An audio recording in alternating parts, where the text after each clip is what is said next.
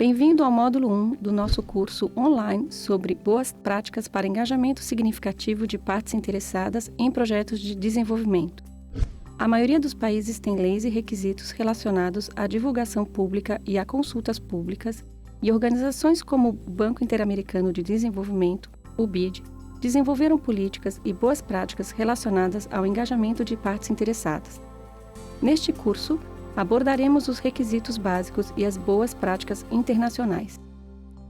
Objetivos da consulta às partes interessadas.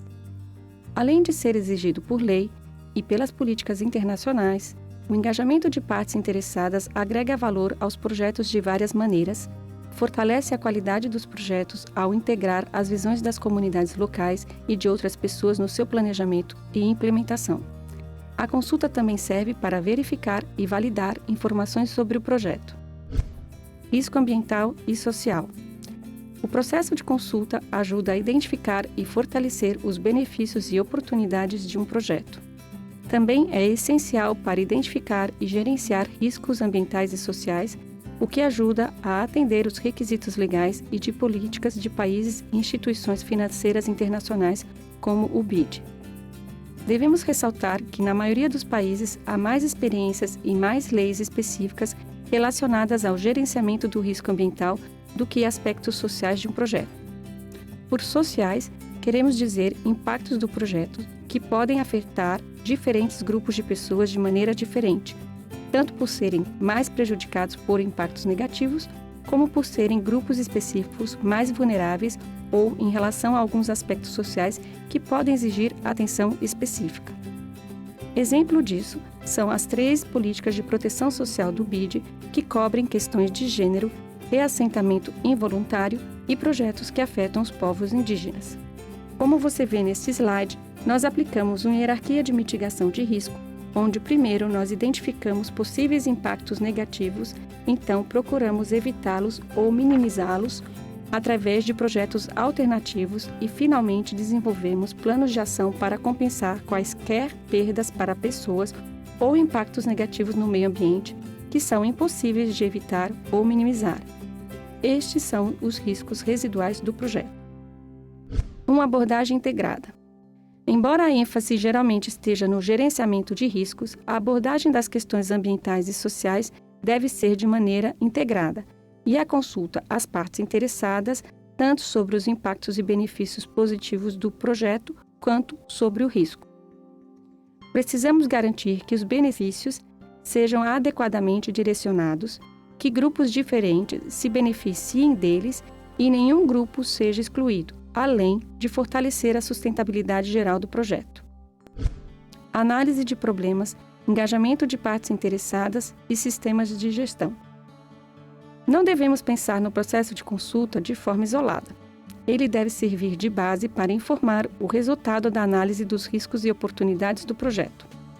Tal análise é feita geralmente através de uma avaliação de impacto ambiental ou de uma avaliação integrada de impacto ambiental e social. Este processo de análise e consulta em relação ao projeto deve ser contínuo e de forma interativa.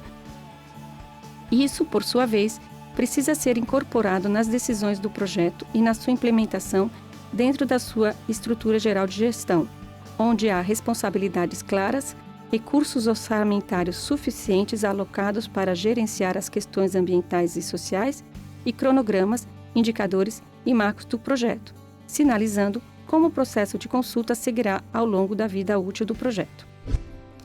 O que torna o engajamento das partes interessadas significativo? Um equívoco comum é que a consulta é feita como um evento único para obter uma licença antes da aprovação do projeto. No entanto, a boa prática internacional enfatiza que este deve ser um processo contínuo, não apenas durante a preparação, mas também durante a implementação e operação do projeto. Para ser significativo, o processo de consulta precisa garantir que as vozes de diferentes grupos, inclusive dos grupos mais vulneráveis da sociedade, sejam ouvidas.